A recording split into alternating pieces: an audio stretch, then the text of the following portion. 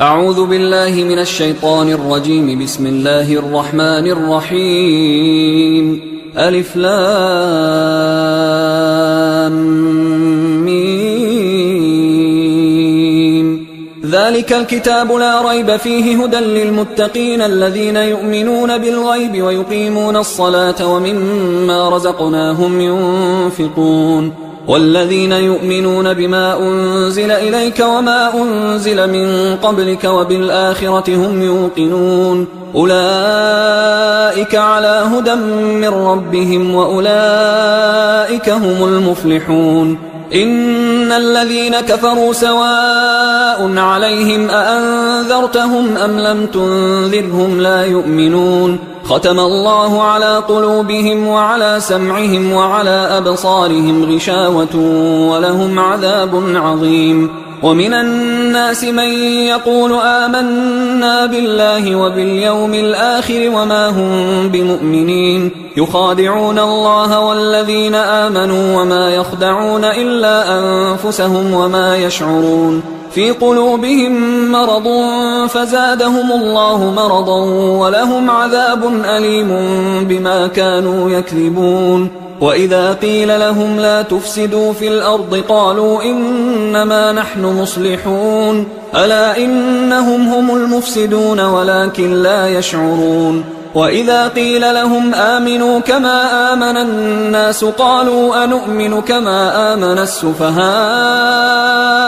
ألا إنهم هم السفهاء ولكن لا يعلمون. وإذا لقوا الذين آمنوا قالوا آمنا وإذا خلوا إلى شياطينهم قالوا إنا معكم إنما نحن مستهزئون الله يستهزئ بهم ويمدهم في طغيانهم يعمهون. أولئك الذين اشتروا الضلالة بالهدى فما ربحت تجارتهم وما كانوا مهتدين. مثلهم كمثل الذي استوقد نارا فلما أضاءت ما حوله ذهب الله بنورهم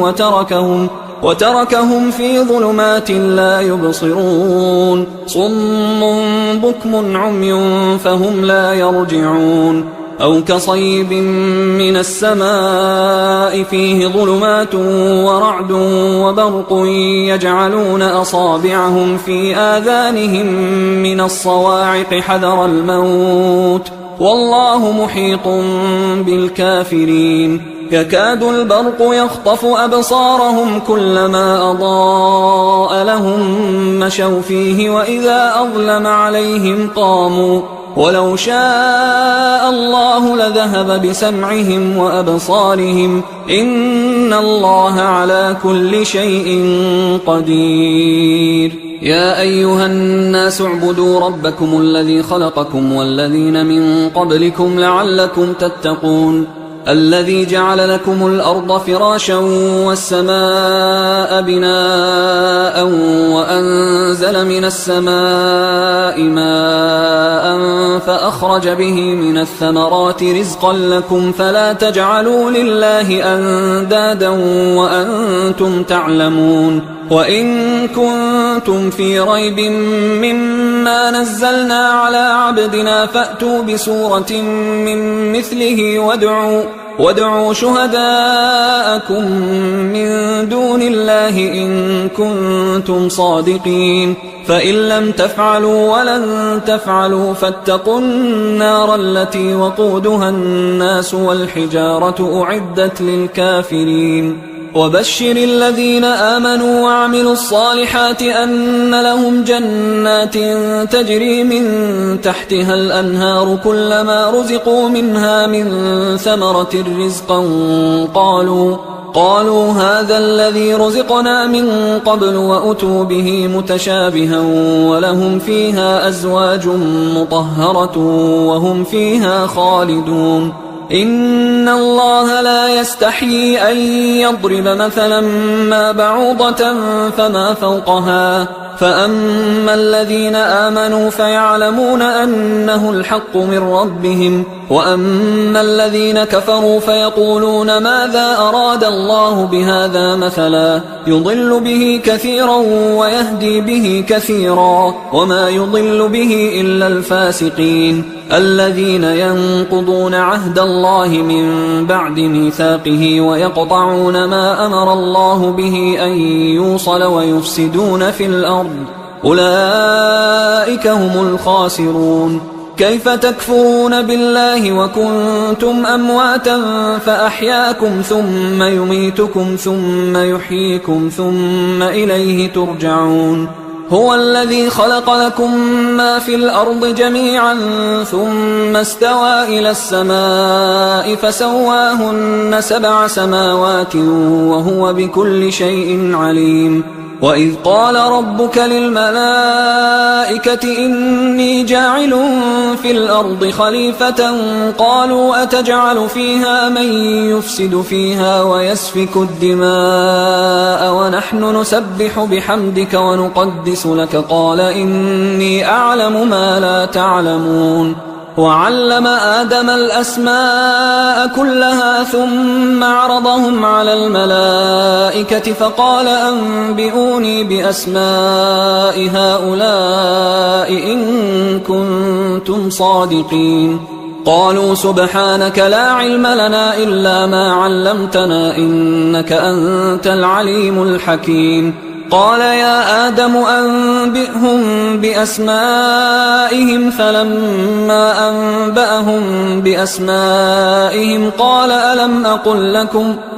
ألم أقل لكم إني أعلم غيب السماوات والأرض وأعلم ما تبدون وما كنتم تكتمون. وإذ قلنا للملائكة اسجدوا لآدم فسجدوا إلا إبليس أبى واستكبر وكان من الكافرين. وقلنا يا آدم اسكن أنت وزوجك الجنة وكلا منها رغدا حيث شئتما ولا تقربا هذه الشجرة فتكونا من الظالمين. فأزلهما الشيطان عنها فأخرجهما مما كانا فيه وقلنا اهبطوا بعضكم لبعض عدو ولكم في الأرض مستقر ومتاع إلى حين. فتلقى آدم من ربه كلمات فتاب عليه إنه هو التواب الرحيم. قلنا اهبطوا منها جميعا فإما يأتينكم مني هدى فمن تبع هداي فلا خوف عليهم ولا هم يحزنون. والذين كفروا وكذبوا بآياتنا أولئك أصحاب النار هم فيها خالدون. يا بني إسرائيل اذكروا نعمتي التي أنعمت عليكم وأوفوا بعهدي أوف بعهدكم وإياي فارهبون. وآمنوا بما أنزلت مصدقا لما معكم ولا تكونوا أول كافر به ولا تشتروا بآياتي ثمنا قليلا وإياي فاتقون. ولا تلبسوا الحق بالباطل وتكتموا الحق وأنتم تعلمون. وأقيموا الصلاة وآتوا الزكاة واركعوا مع الراكعين. أتأمرون الناس بالبر وتنسون أنفسكم وأنتم تتلون الكتاب أفلا تعقلون. واستعينوا بالصبر والصلاة وإنها لكبيرة إلا على الخاشعين الذين يظنون أنهم ملاقو ربهم وأنهم إليه راجعون. يا بني إسرائيل اذكروا نعمتي التي أنعمت عليكم وأني فضلتكم على العالمين. واتقوا يوما لا تجزي نفس عن نفس شيئا ولا يقبل منها شفاعة ولا يؤخذ منها عدل ولا هم ينصرون. وإذ نجيناكم من آل فرعون يسومونكم سوء العذاب يذبحون أبناءكم ويستحيون نساءكم وفي ذلكم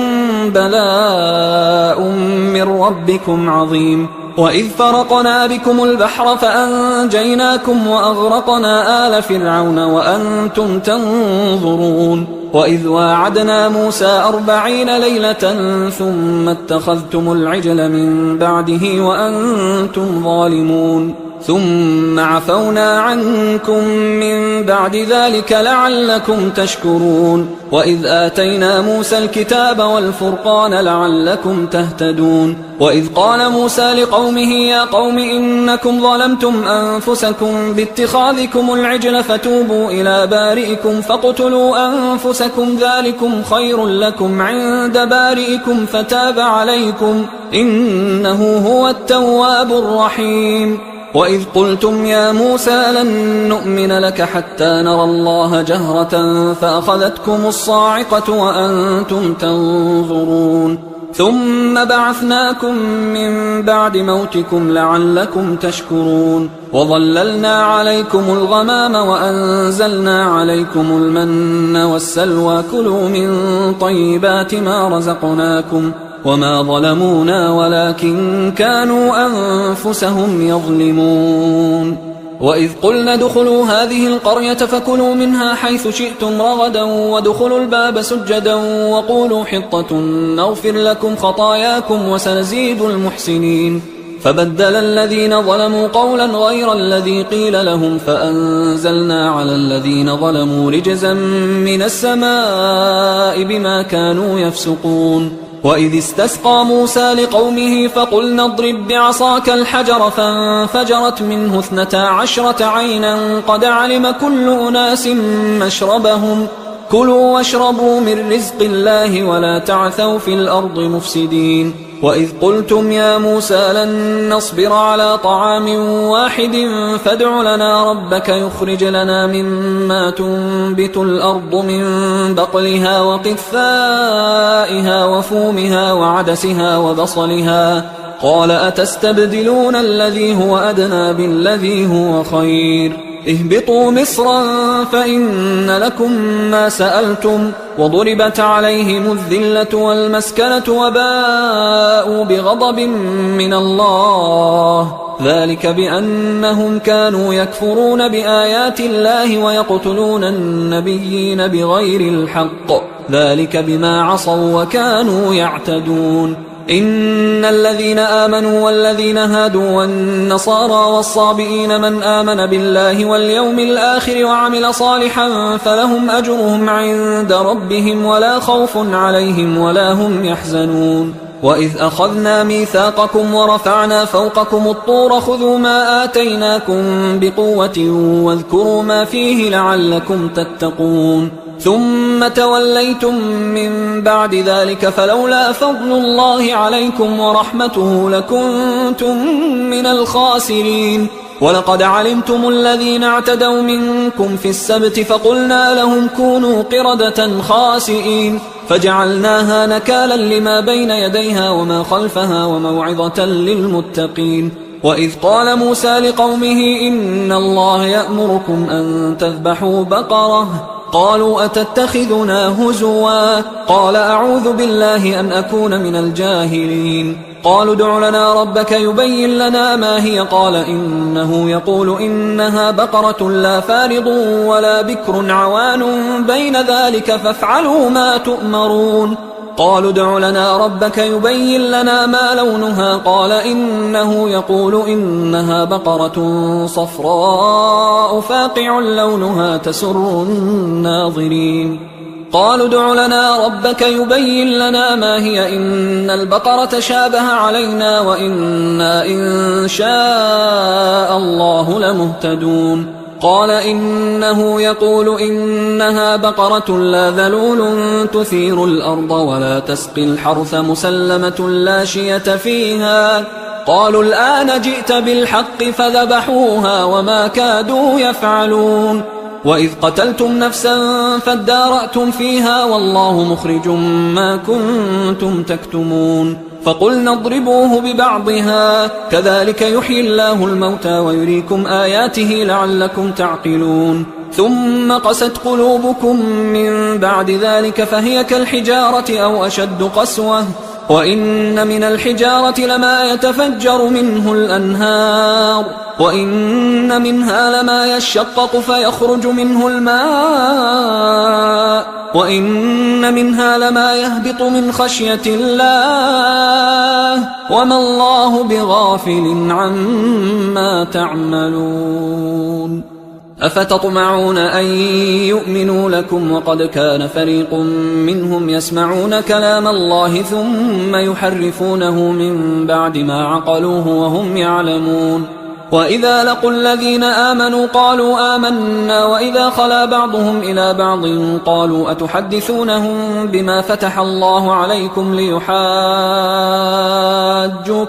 به عند ربكم أفلا تعقلون أولا يعلمون أن الله يعلم ما يسرون وما يعلنون ومنهم أميون لا يعلمون الكتاب إلا أماني وإنهم إلا يظنون فويل للذين يكتبون الكتاب بأيديهم ثم يقولون هذا من عند الله ليشتروا به ثمنا قليلا فويل لهم مما كتبت أيديهم وويل لهم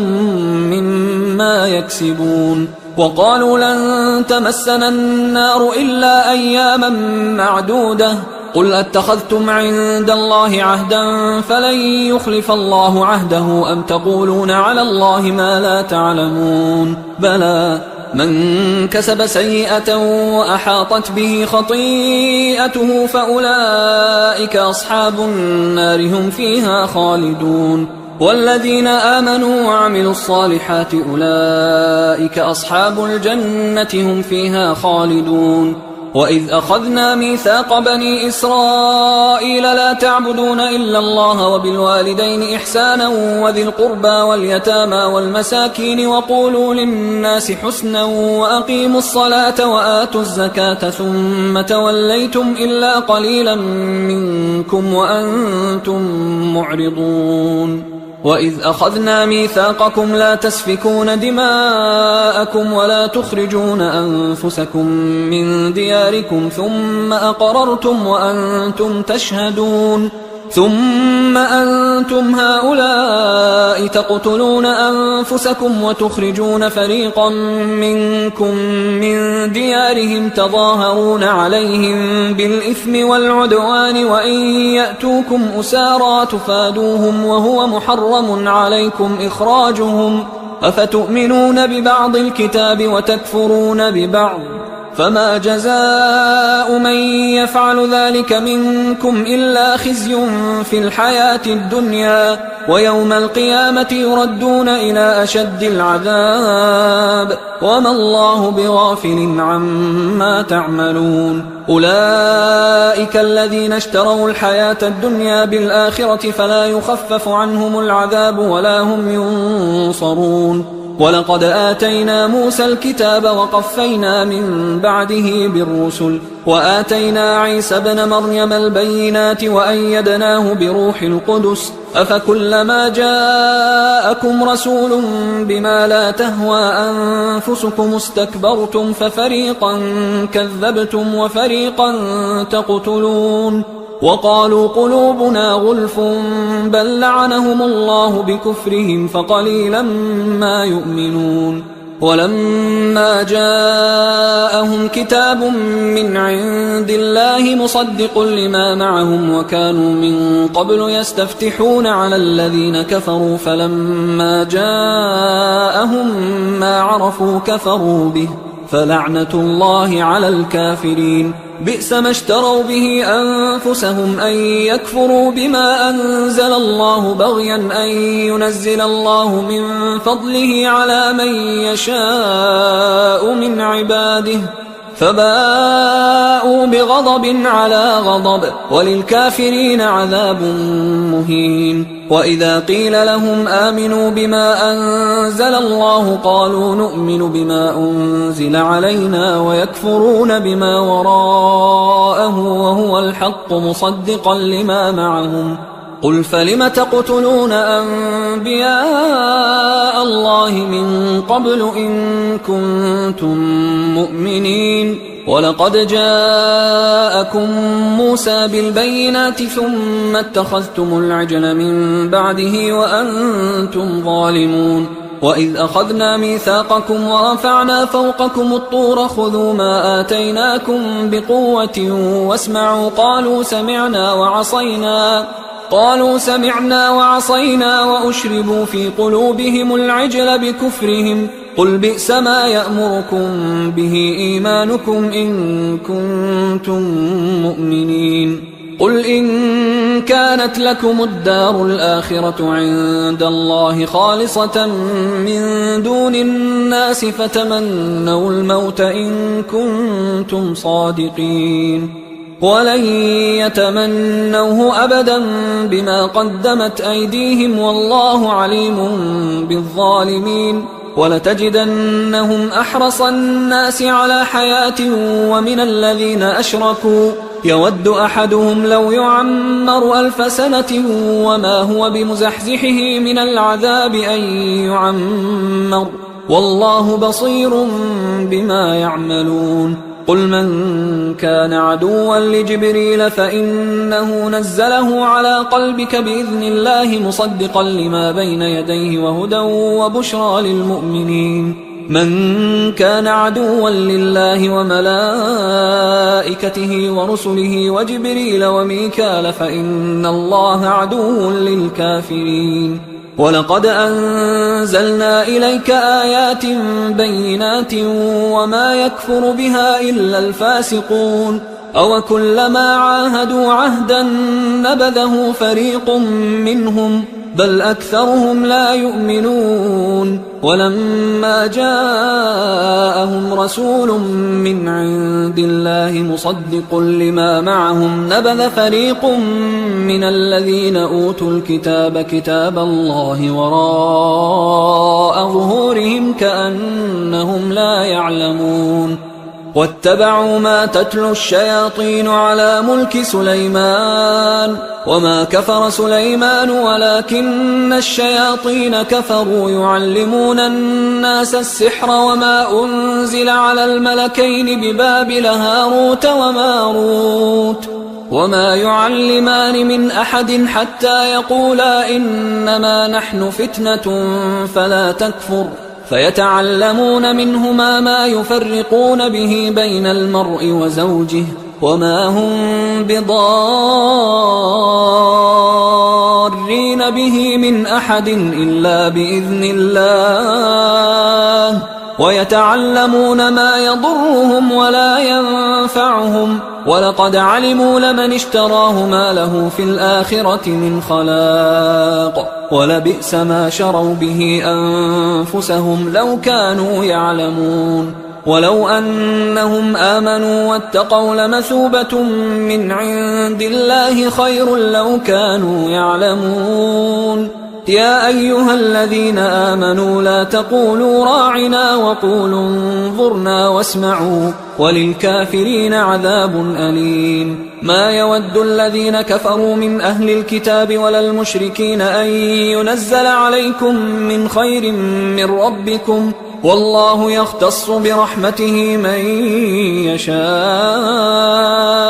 والله ذو الفضل العظيم ما ننسخ من آية أو ننسها نأت بخير منها أو مثلها ألم تعلم أن الله على كل شيء قدير ألم تعلم أن الله له ملك السماوات والأرض وما لكم من دون الله من ولي ولا نصير أم تريدون أن تسألوا رسولكم كما سئل موسى من قبل ومن يتبدل الكفر بالإيمان فقد ضل سواء السبيل ود كثير من أهل الكتاب لو يردونكم من بعد إيمانكم كفارا حسدا من عند أنفسهم من بعد ما تبين لهم الحق فاعفوا واصفحوا حتى يأتي الله بأمره إن الله على كل شيء قدير وأقيموا الصلاة وآتوا الزكاة وما تقدموا لأنفسكم من خير تجدوه عند الله إن الله بما تعملون بصير. وقالوا لن يدخل الجنة إلا من كان هودا أو نصارى تلك أمانيهم قل هاتوا برهانكم إن كنتم صادقين بلى من أسلم وجهه لله وهو محسن فله أجره عند ربه ولا خوف عليهم ولا هم يحزنون. وقالت اليهود ليست النصارى على شيء وقالت النصارى ليست اليهود على شيء وهم يتلون الكتاب كذلك قال الذين لا يعلمون مثل قولهم فالله يحكم بينهم يوم القيامة فيما كانوا فيه يختلفون. ومن أظلم ممن منع مساجد الله أن يذكر فيها اسمه وسعى في خرابها أولئك ما كان لهم أن يدخلوها إلا خائفين لهم في الدنيا خزي ولهم في الآخرة عذاب عظيم. ولله المشرق والمغرب فأينما تولوا فثم وجه الله إن الله واسع عليم. وقالوا اتخذ الله ولدا سبحانه بل له ما في السماوات والأرض كل له قانتون بديع السماوات والأرض وإذا قضى أمرا فإنما يقول له كن فيكون. وقال الذين لا يعلمون لولا يكلمنا الله أو تأتينا آية كذلك قال الذين من قبلهم مثل قولهم تشابهت قلوبهم قد بينا الآيات لقوم يوقنون. إنا أرسلناك بالحق بشيرا ونذيرا ولا تسأل عن أصحاب الجحيم. ولن ترضى عنك اليهود ولا النصارى حتى تتبع ملتهم قل إن هدى الله هو الهدى ولئن اتبعت أهواءهم بعد الذي جاءك من العلم ما لك من الله من ولي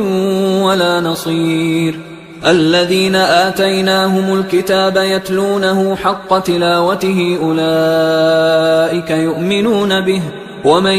يكفر به فأولئك هم الخاسرون. يا بني إسرائيل اذكروا نعمتي التي أنعمت عليكم وأني فضلتكم على العالمين واتقوا يوما لا تجزي نفس عن نفس شيئا ولا يقبل منها عدل ولا تنفعها شفاعة ولا هم ينصرون. وإذ ابتلى إبراهيم ربه بكلمات فأتمهن قال إني جاعلك للناس إماما قال ومن ذريتي قال لا ينال عهد الظالمين. وإذ جعلنا البيت مثابة للناس وأمنا واتخذوا من مقام إبراهيم مصلى وعهدنا إلى إبراهيم وإسماعيل أن طهرا بيتي للطائفين والعاكفين والركع السجود. وإذ قال إبراهيم رب اجعل هذا بلدا آمنا وارزق أهله من الثمرات من آمن منهم بالله واليوم الآخر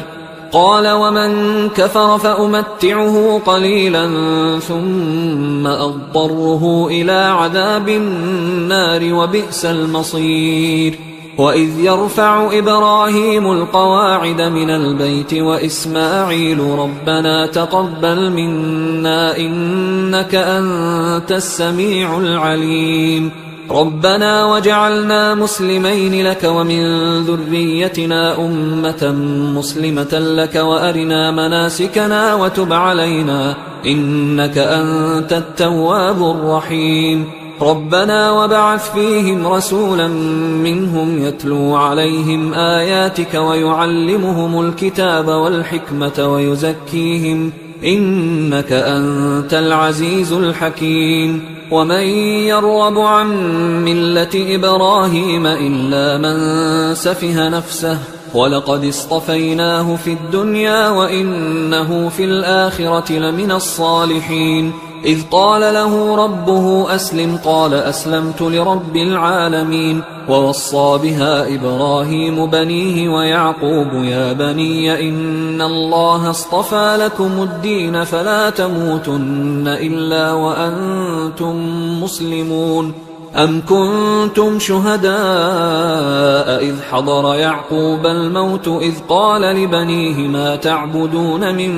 بعدي قالوا نعبد إلهك وإله آبائك إبراهيم وإسماعيل وإسحاق إلها واحدا ونحن له مسلمون. تلك أمة قد خلت لها ما كسبت ولكم ما كسبتم ولا تسألون عما كانوا يعملون. وقالوا كونوا هودا أو نصارى تهتدوا قل بل ملة إبراهيم حنيفا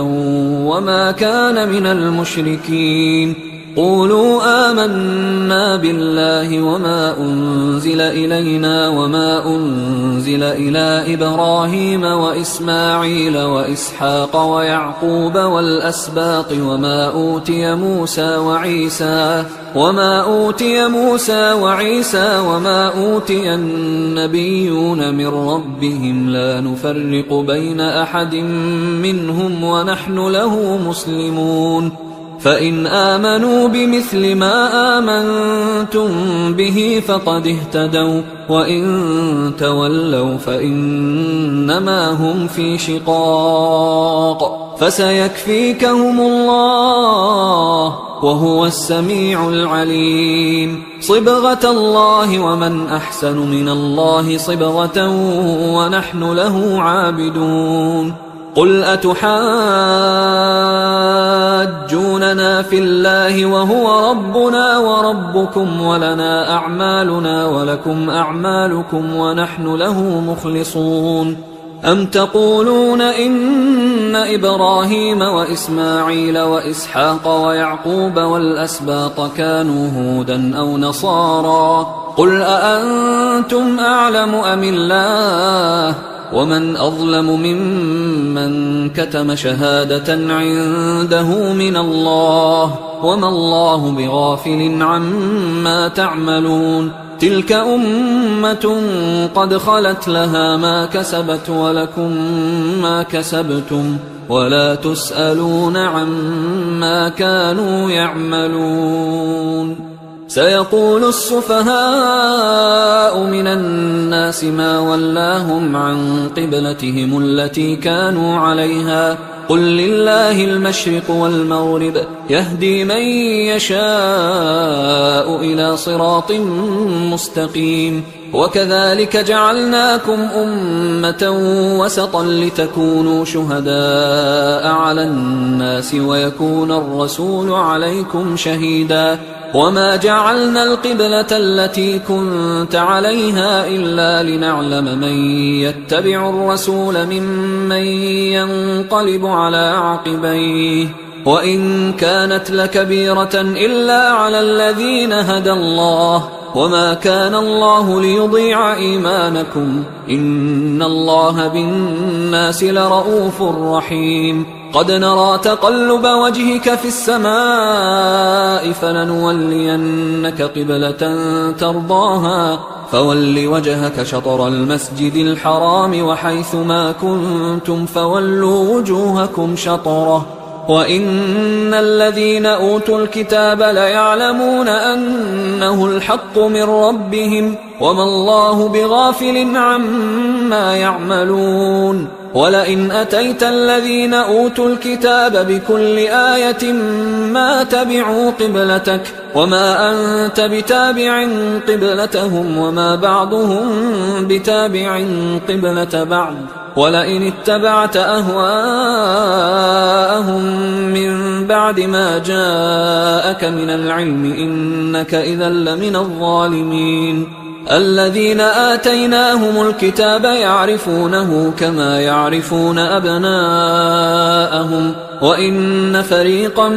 منهم ليكتمون الحق وهم يعلمون الحق من ربك فلا تكونن من الممترين ولكل وجهة هو موليها فاستبقوا الخيرات أينما تكونوا يأت بكم الله جميعا إن الله على كل شيء قدير ومن حيث خرجت فول وجهك شطر المسجد الحرام وإنه للحق من ربك وما الله بغافل عما تعملون ومن حيث خرجت فول وجهك شطر المسجد الحرام وحيث ما كنتم فولوا وجوهكم شطره لئلا يكون للناس عليكم حجة إلا الذين ظلموا منهم فلا تخشوهم واخشوني ولأتم نعمتي عليكم ولعلكم تهتدون كما أرسلنا فيكم رسولا منكم يتلو عليكم آياتنا ويزكيكم ويعلمكم الكتاب والحكمة ويعلمكم ما لم تكونوا تعلمون فاذكروني أذكركم واشكروا لي ولا تكفرون يا أيها الذين آمنوا استعينوا بالصبر والصلاة إن الله مع الصابرين ولا تقولوا لمن يقتل في سبيل الله أموات بل أحياء ولكن لا تشعرون ولنبلونكم بشيء من الخوف والجوع ونقص من الأموال والأنفس والثمرات وبشر الصابرين الذين إذا أصابتهم مصيبة قالوا إنا لله وإنا إليه راجعون أولئك عليهم صلوات من ربهم ورحمة وأولئك هم المهتدون إن الصفا والمروة من شعائر الله فمن حج البيت أو اعتمر فلا جناح عليه أن يطوف بهما ومن تطوع خيرا فإن الله شاكر عليم إن الذين يكتمون ما أنزلنا من البينات والهدى من بعد ما بيناه للناس في الكتاب أولئك يلعنهم الله ويلعنهم اللاعنون إلا الذين تابوا وأصلحوا وبينوا فأولئك أتوب عليهم وأنا التواب الرحيم إن الذين كفروا وماتوا وهم كفار أولئك عليهم لعنة الله والملائكة والناس أجمعين خالدين فيها لا يخفف عنهم العذاب ولا هم ينظرون وإلهكم إله واحد لا إله إلا هو الرحمن الرحيم إن في خلق السماوات والأرض واختلاف الليل والنهار والفلك التي تجري في البحر بما ينفع الناس وما أنزل الله من السماء من ماء فأحيا به الأرض بعد موتها وبث فيها من كل دابة وتصريف الرياح والسحاب المسخر بين السماء والأرض لآيات لقوم يعقلون ومن الناس من يتخذ من دون الله أندادا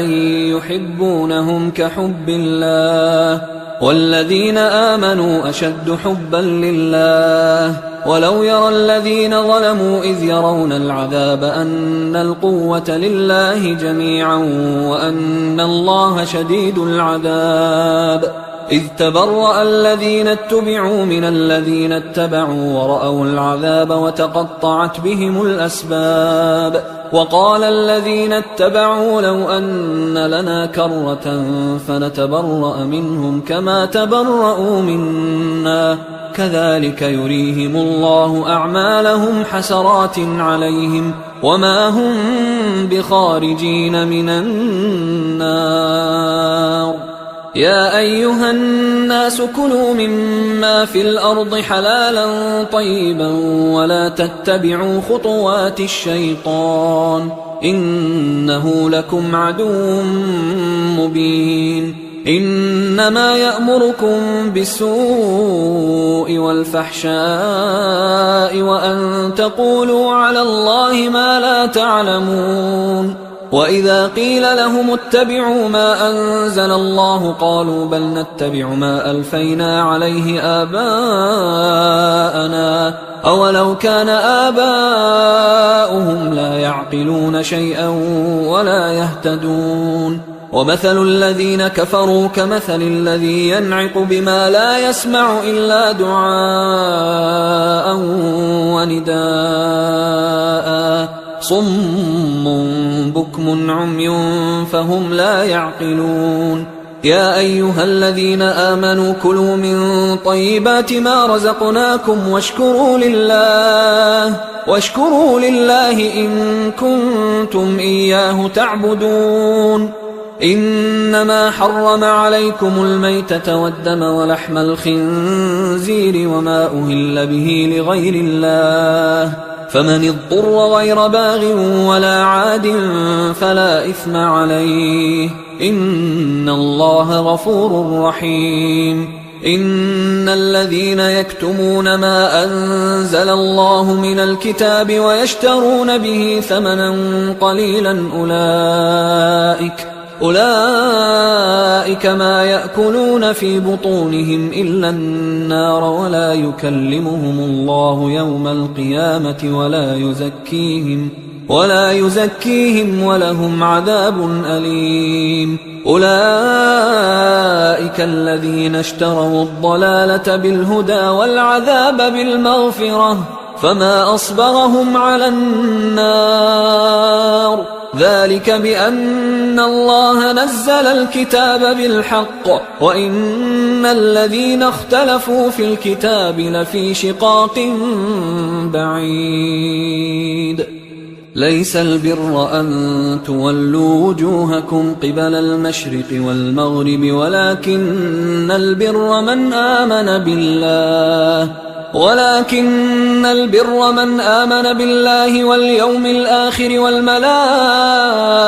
والكتاب والنبيين وآتى المال على حبه ذوي القربى واليتامى والمساكين وابن السبيل والسائلين وفي الرقاب وأقام الصلاة وآتى الزكاة والموفون بعهدهم إذا عاهدوا والصابرين في البأساء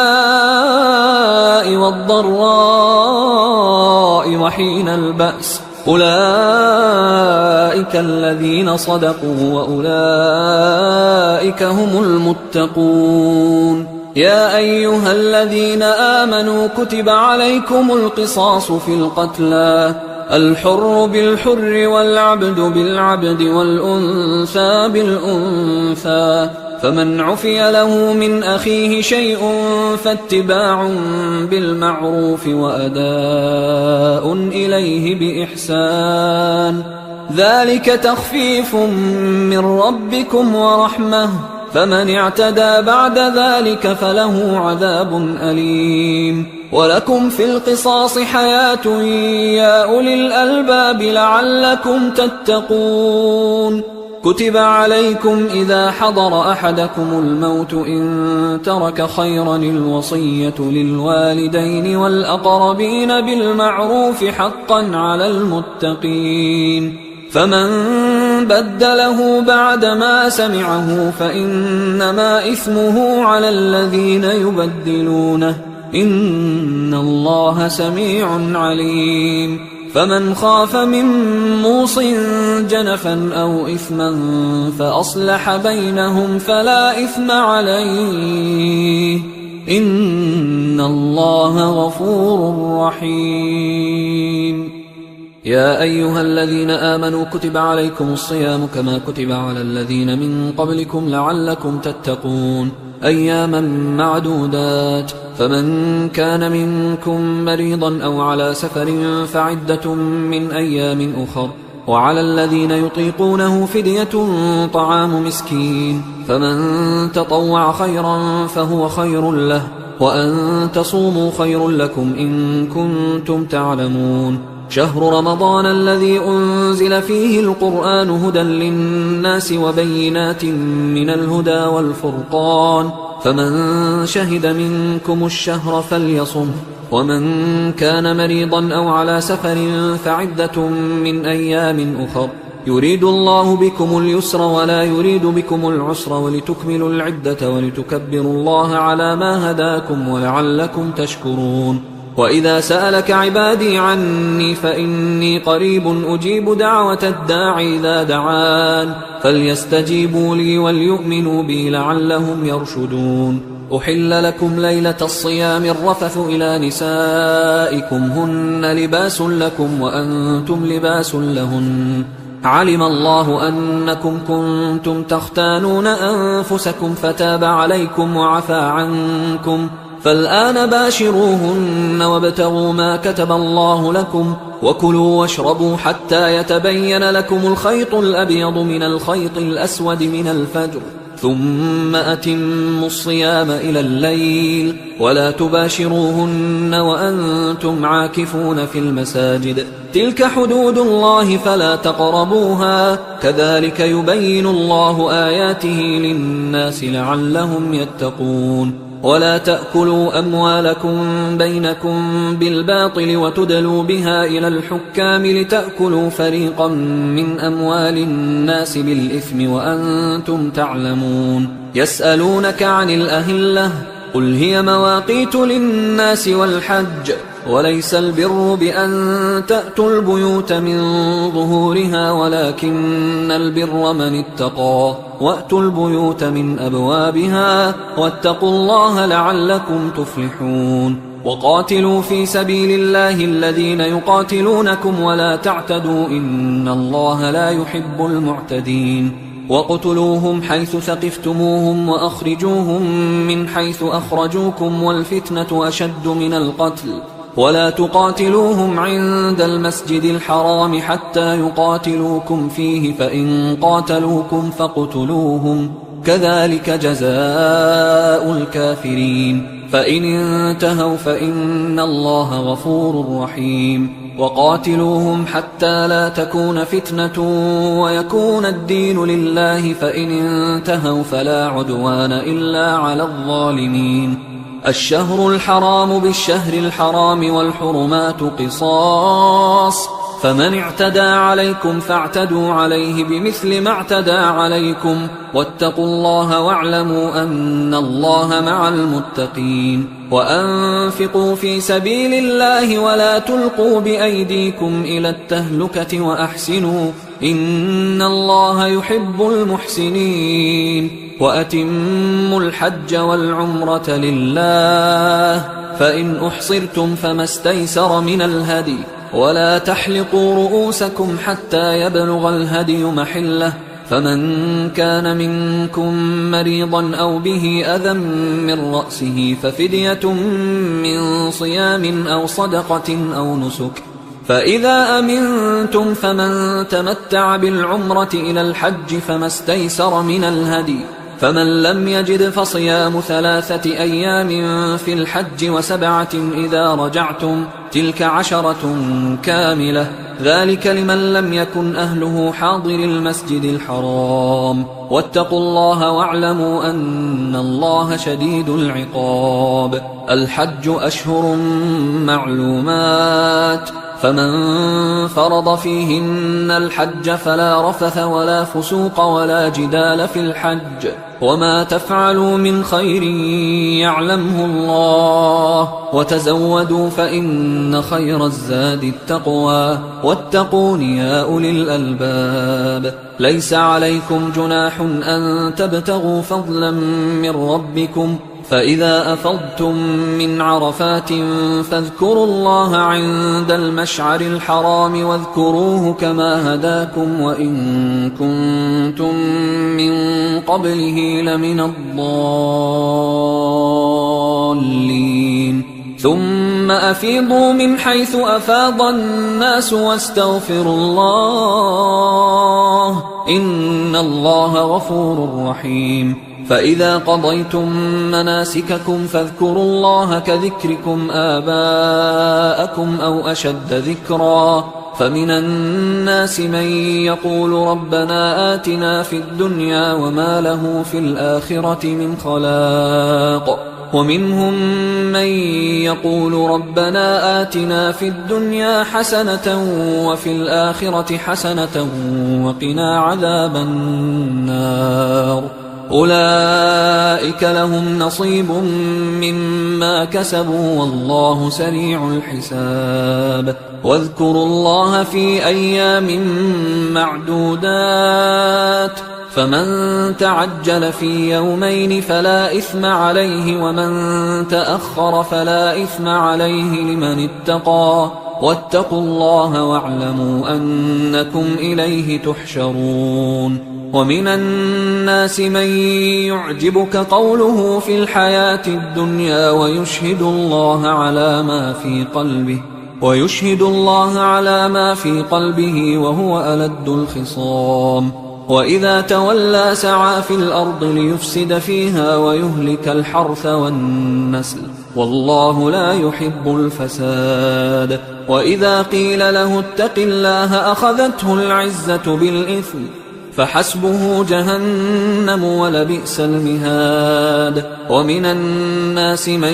يشري نفسه ابتغاء مرضات الله والله رؤوف بالعباد يا أيها الذين آمنوا ادخلوا في السلم كافة ولا تتبعوا خطوات الشيطان إنه لكم عدو مبين فإن زللتم من بعد ما جاءتكم البينات فاعلموا أن الله عزيز حكيم هل ينظرون إلا أن يأتيهم الله في ظلل من الغمام والملائكة وقضي الأمر وإلى الله ترجع الأمور سل بني إسرائيل كم آتيناهم من آية بينة ومن يبدل نعمة الله من بعد ما جاءته فإن الله شديد العقاب زين للذين كفروا الحياة الدنيا ويسخرون من الذين آمنوا والذين اتقوا فوقهم يوم القيامة والله يرزق من يشاء بغير حساب كان الناس أمة واحدة فبعث الله النبيين مبشرين ومنذرين وأنزل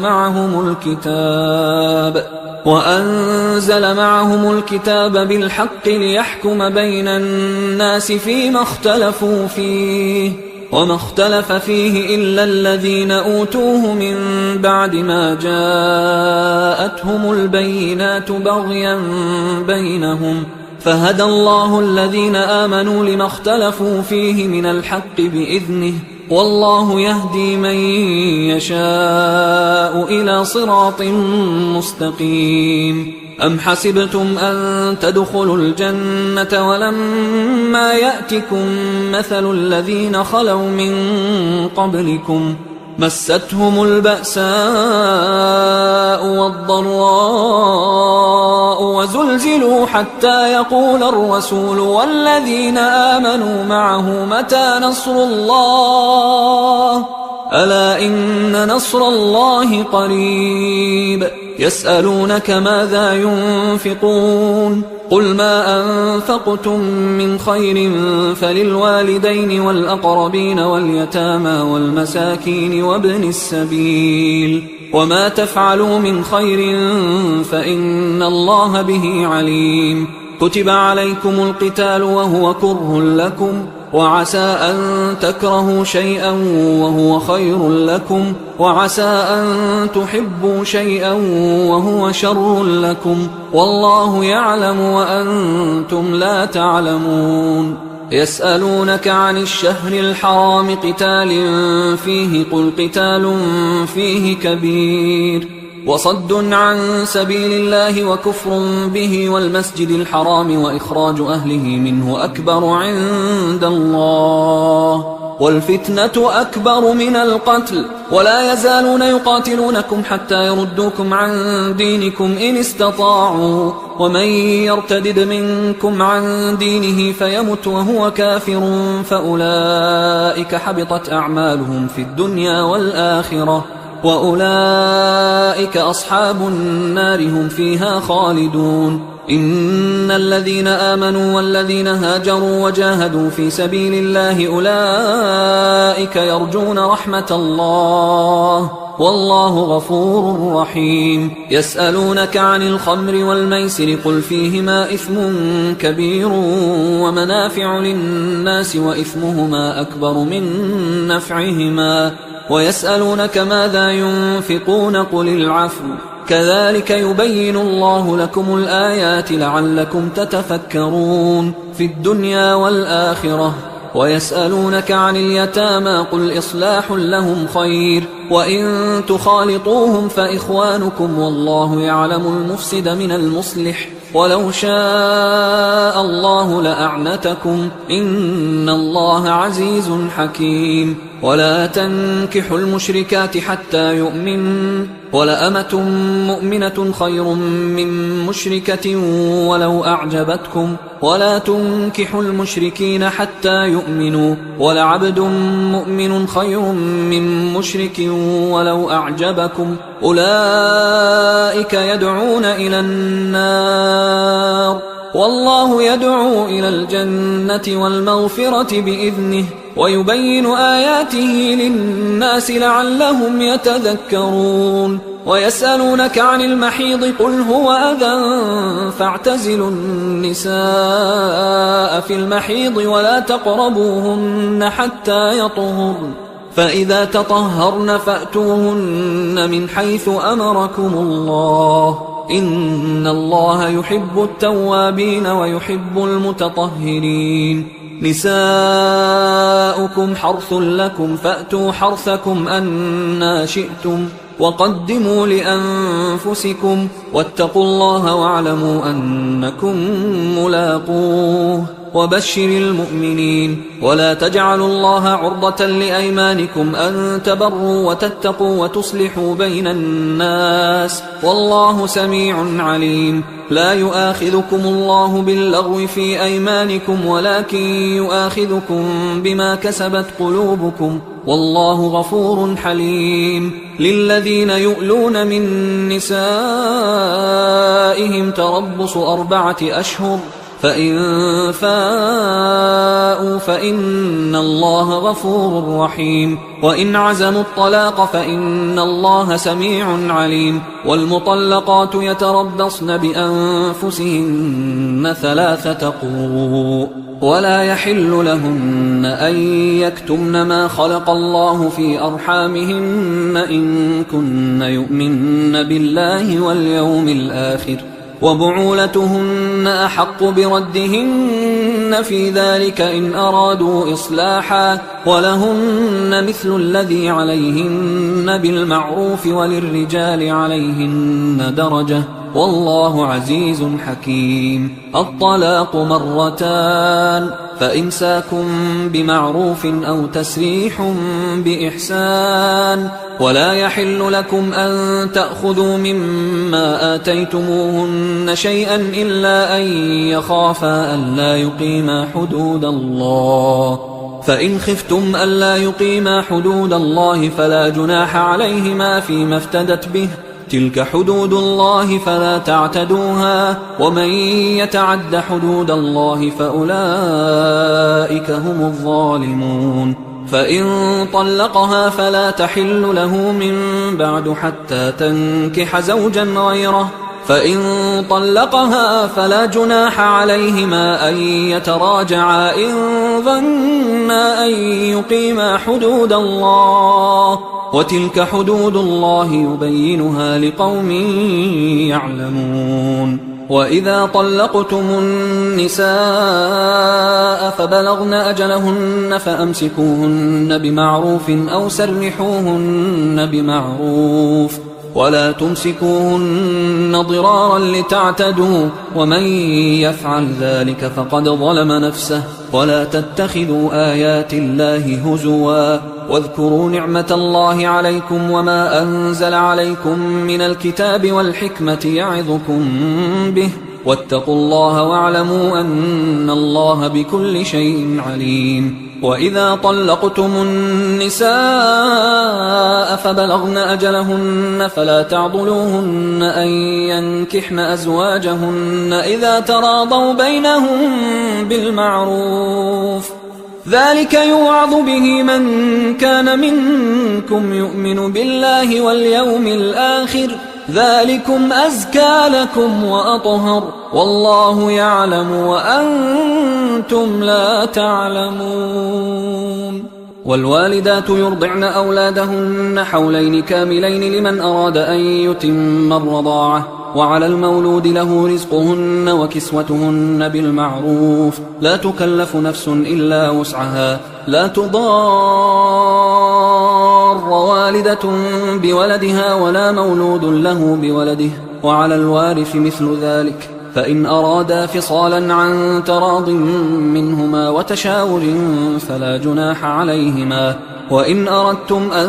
تسترضعوا أولادكم فلا جناح عليكم إذا سلمتم ما آتيتم بالمعروف، واتقوا الله واعلموا أن الله بما تعملون بصير. والذين يتوفون منكم ويذرون أزواجا يتربصن بأنفسهن 4 أشهر وعشرا، فإذا بلغن أجلهن فلا جناح عليكم فيما فعلن في أنفسهن بالمعروف، والله بما تعملون خبير. ولا جناح عليكم فيما عرضتم به من خطبة النساء أو أكننتم في أنفسكم، علم الله أنكم ستذكرونهن ولكن لا تواعدوهن سرا إلا أن تقولوا قولا معروفا، ولا تعزموا عقدة النكاح حتى يبلغ الكتاب أجله، واعلموا أن الله يعلم ما في أنفسكم فاحذروه، واعلموا أن الله غفور حليم. لا جناح عليكم إن طلقتم النساء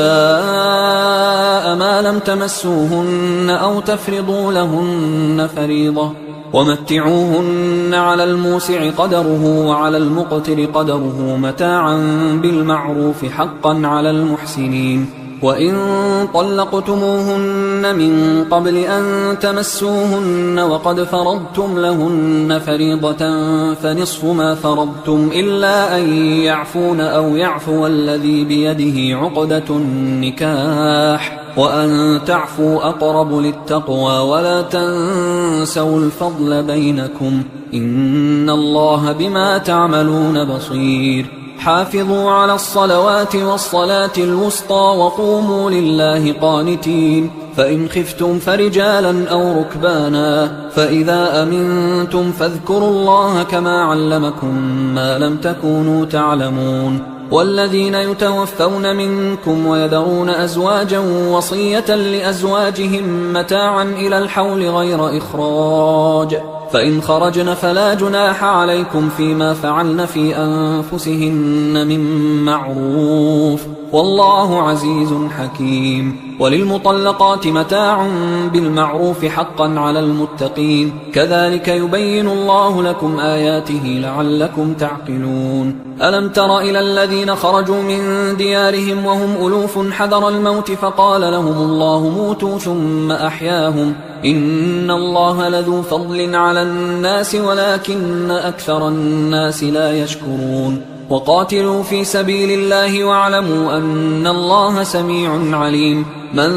ذا الذي يقرض الله قرضا حسنا فيضاعفه له أضعافا كثيرة والله يقبض ويبسط وإليه ترجعون ألم تر إلى الملأ من بني إسرائيل من بعد موسى إذ قالوا لنبي له مبعث لنا ملكا نقاتل في سبيل الله قال هل عسيتم إن كتب عليكم القتال ألا تقاتلوا قالوا وما لنا ألا نقاتل في سبيل الله وقد أخرجنا من ديارنا وأبنائنا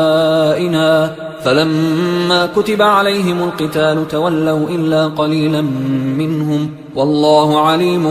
بالظالمين وقال لهم نبيهم إن الله قد بعث لكم طالوت ملكا قالوا أنى يكون له الملك علينا ونحن أحق بالملك منه ولم يؤت سعة من المال قال إن الله اصطفاه عليكم وزاده بسطة في العلم والجسم والله يؤتي ملكه من يشاء والله واسع عليم وقال لهم نبيهم إن آية ملكه أن يأتيكم التابوت فيه سكينة من ربكم وبقية مما ترك آل موسى وآل هارون تحمله الملائكة إن في ذلك لآية لكم إن كنتم مؤمنين فلما فصل طالوت بالجنود قال إن الله مبتليكم بنهر فمن شرب منه فليس مني ومن لم يطعمه فإنه مني إلا من اغترف غرفة بيده فشربوا منه إلا قليلا منهم فلما جاوزه هو والذين آمنوا معه قالوا لا طاقة لنا اليوم بجالوت وجنوده قال الذين يظنون أنهم ملاقوا الله كم من فئة قليلة غلبت فئة كثيرة بإذن الله والله مع الصابرين ولما برزوا لجالوت وجنوده قالوا ربنا أفرغ علينا صبرا وثبت أقدامنا وانصرنا على القوم الكافرين فهزموهم بإذن الله وقتل داود جالوت وآتاه الله الملك والحكمة وعلمه مما يشاء ولولا دفع الله الناس بعضهم ببعض لفسدت الأرض ولكن الله ذو فضل على العالمين تلك آيات الله نتلوها عليك بالحق وإنك لمن المرسلين تلك الرسل فضلنا بعضهم على بعض منهم من كلم الله ورفع بعضهم درجات وآتينا عيسى ابن مريم البينات وأيدناه بروح القدس ولو شاء الله ما اقتتل الذين من بعدهم من بعد ما جاءتهم البينات ولكن اختلفوا فمنهم من آمن ومنهم من كفر ولو شاء الله ما اقتتلوا ولكن الله يفعل ما يريد يا أيها الذين آمنوا أنفقوا مما رزقناكم من قبل أن يأتي يوم لا بيع فيه ولا خلة ولا شفاعة والكافرون هم الظالمون الله لا إله إلا هو الحي القيوم لا تأخذه سنة ولا نوم له ما في السماوات وما في الأرض من ذا الذي يشفع عنده إلا بإذنه يعلم ما بين أيديهم وما خلفهم ولا يحيطون بشيء من علمه إلا بما شاء وسع كرسيه السماوات والأرض ولا يؤوده حفظهما وهو العلي العظيم لا إكراه في الدين قد تبين الرشد من الغي فمن يكفر بالطاغوت ويؤمن بالله فقد استمسك بالعروة الوثقى لا انفصام لها والله سميع عليم الله ولي الذين آمنوا يخرجهم من الظلمات إلى النور والذين كفروا أولياؤهم الطاغوت يخرجونهم من النور إلى الظلمات أولئك أصحاب النار هم فيها خالدون. ألم تر إلى الذي حاج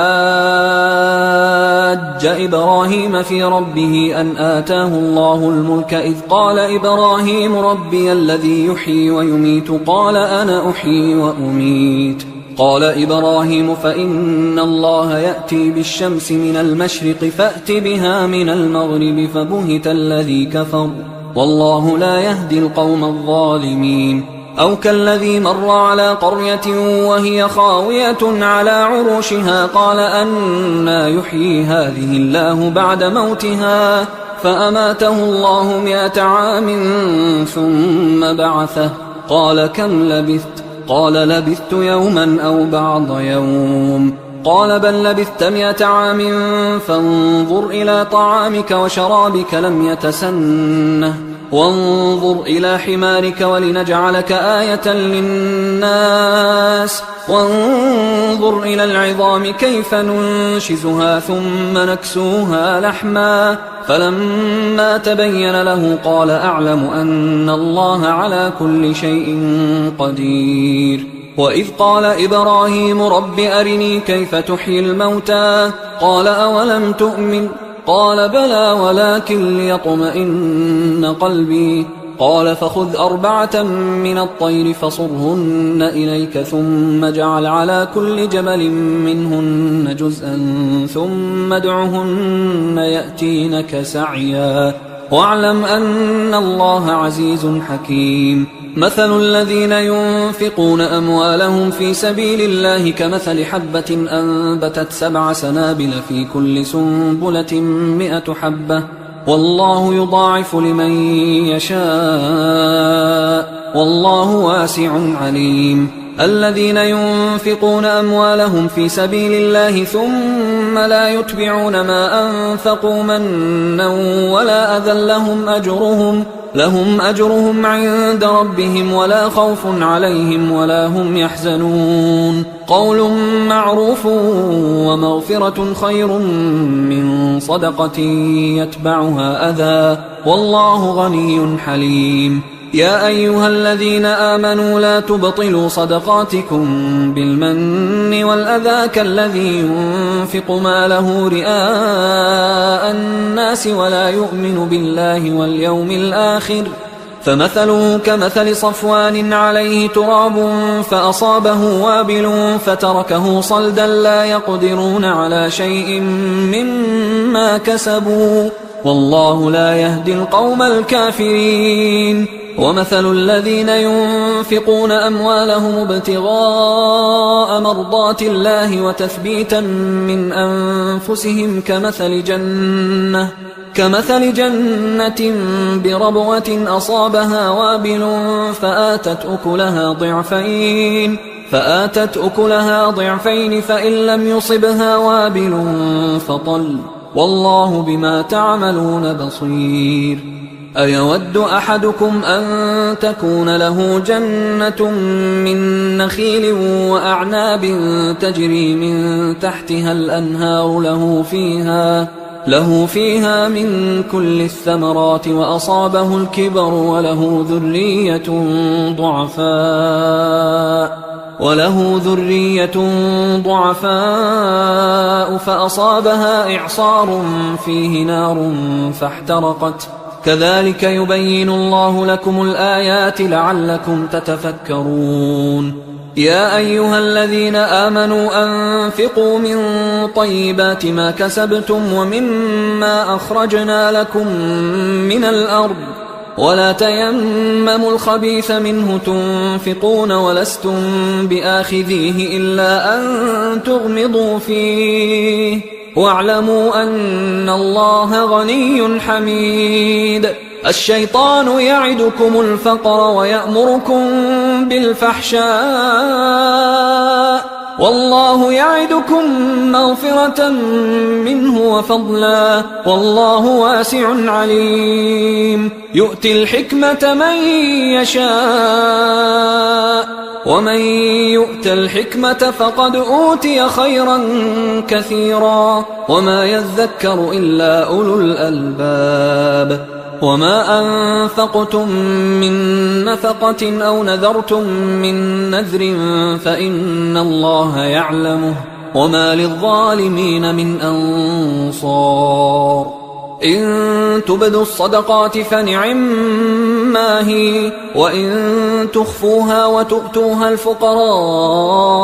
فهو خير لكم ويكفر عنكم من سيئاتكم والله بما تعملون خبير ليس عليك هداهم ولكن الله يهدي من يشاء وما تنفقوا من خير فلأنفسكم وما تنفقون إلا ابتغاء وجه الله وما تنفقوا من خير يوفى إليكم وأنتم لا تظلمون للفقراء الذين أحصروا في سبيل الله لا يستطيعون ضربا في الأرض يحسبهم الجاهل أغنياء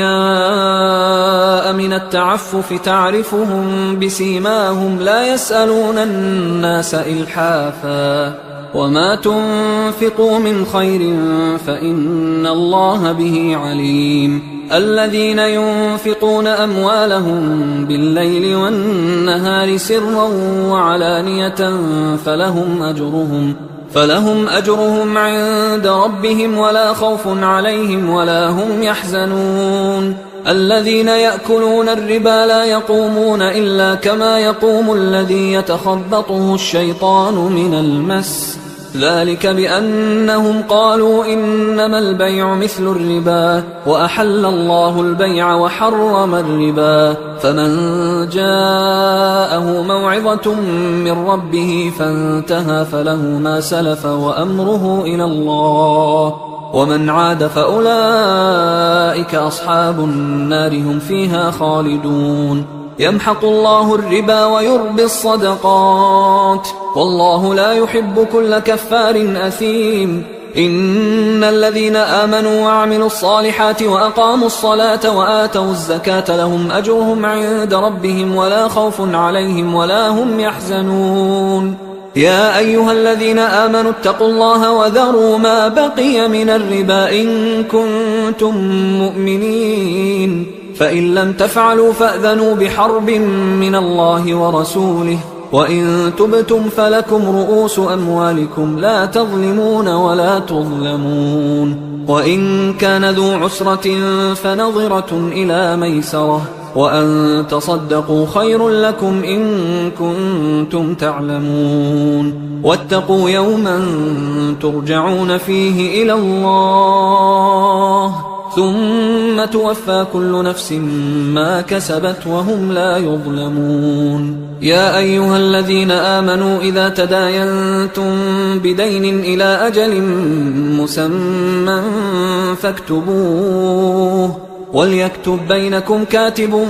بالعدل ولا يأب كاتب أن يكتب كما علمه الله فليكتب وليملل الذي عليه الحق وليتق الله ربه ولا يبخس منه شيئا فإن كان الذي عليه الحق سفيها أو ضعيفا أو لا يستطيع أن يمله فليملل وليه بالعدل واستشهدوا شهيدين من رجالكم فإن لم يكونا رجلين فرجل وامرأتان ممن ترضون من الشهداء أن تضل إحداهما فتذكر إحداهما الأخرى ولا يأبى الشهداء إذا ما دعوا ولا تسأموا أن تكتبوه صغيرا أو كبيرا إلى أجله ذلكم أقسط عند الله وأقوم للشهادة وأدنى أن لا ترتابوا إلا أن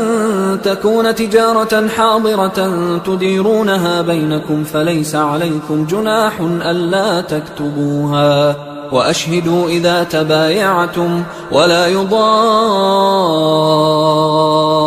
كاتب ولا شهيد وإن تفعلوا فإنه فسوق بكم واتقوا الله ويعلمكم الله والله بكل شيء عليم وإن كنتم على سفر ولم تجدوا كاتبا فرهان مقبوضة، فإن أمن بعضكم بعضا فليؤدي الذي اؤتمن أمانته وليتق الله ربه ولا تكتموا الشهادة، ومن يكتمها فإنه آثم قلبه والله بما تعملون عليم. لله ما في السماوات وما في الأرض، وإن تبدوا ما في أنفسكم أو تخفوه يحاسبكم به الله فيغفر لمن يشاء ويعذب من يشاء والله على كل شيء قدير. آمن الرسول بما أنزل إليه من ربه والمؤمنون كل آمن بالله وملائكته وكتبه ورسله لا نفرق بين أحد من رسله وقالوا سمعنا وأطعنا غفرانك ربنا وإليك المصير. لا يكلف الله نفسا إلا وسعها، لها ما كسبت وعليها ما اكتسبت. ربنا لا تؤاخذنا إن نسينا أو أخطأنا، ربنا ولا تحمل علينا إصرا كما حملته على الذين من قبلنا، ربنا ولا تحملنا ما لا طاقة لنا به واعف عنا واغفر لنا وارحمنا أنت مولانا فانصرنا على القوم الكافرين. حصريا على قارئ القرآن.